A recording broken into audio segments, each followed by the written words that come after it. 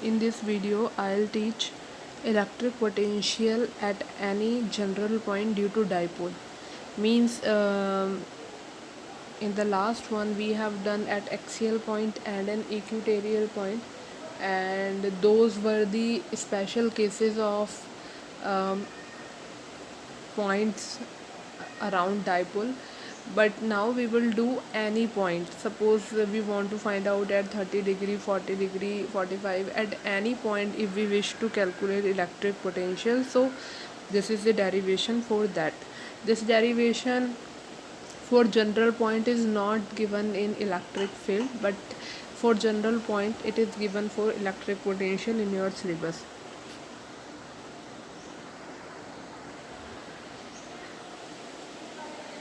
So let's understand the diagram. AB is the dipole plus Q and minus Q separated by distance 2a, and P is the point where we wish to find out electric potential due to this dipole. From the center of the dipole, the distance of the point P is r. Okay, so this is what that r is given to us, 2a is provided to us. Now what is the way to calculate the potential due to dipole?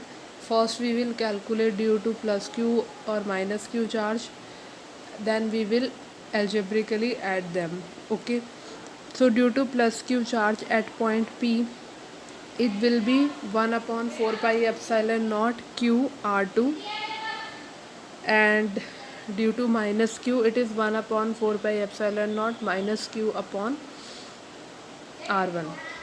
Okay, but now the question is r1 and r2 we have left from our side. In the derivation we are provided with the distance r and 2a. So our task is to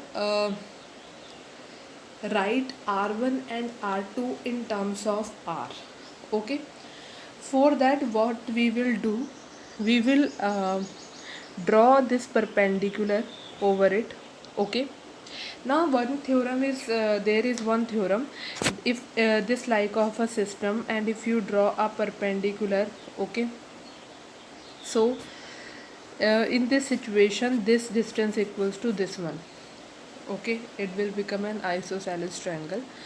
Okay, now if this distance equals to this one, then this is r2 and the complete is r1.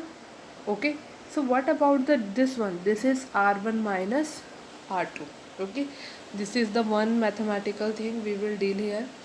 Okay, when you draw a perpendicular from here, this distance approximately equal to this one.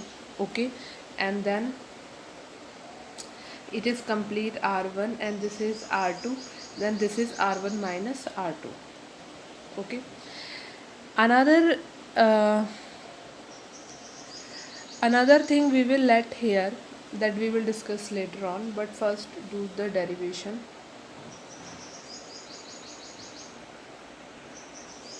So here V1 plus V2 are net potential because potential is a scalar quantity. Okay, so you will simply algebraically add them. Okay, so V1 is 1 upon 4 pi epsilon naught minus Q upon R1 plus 1 upon 4 pi epsilon naught Q by R2.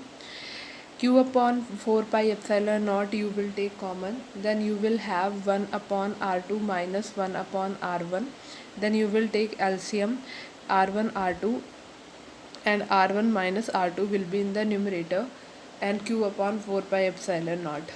Okay, now if the point P lies far away from the dipole, means if the point P is very far, now we will do the derivation for the points which lies far from the electric dipole. Okay, so you students, what happen when the point P lies very far away, then I can say the line R1 and R2 will be parallel lines.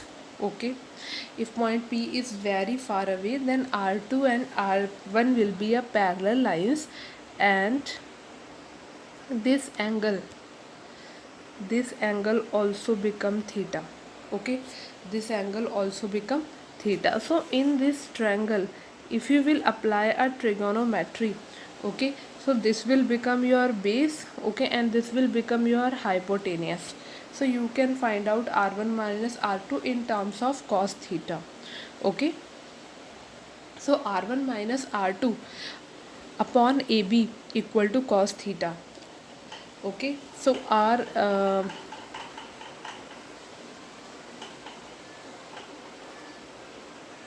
so you can see here r1 minus r2 is ab cos theta approximated value. Actually in the science, in the physics, in the chemistry, we will do approximation, because sometimes approximation really help us to reach around the nearby value.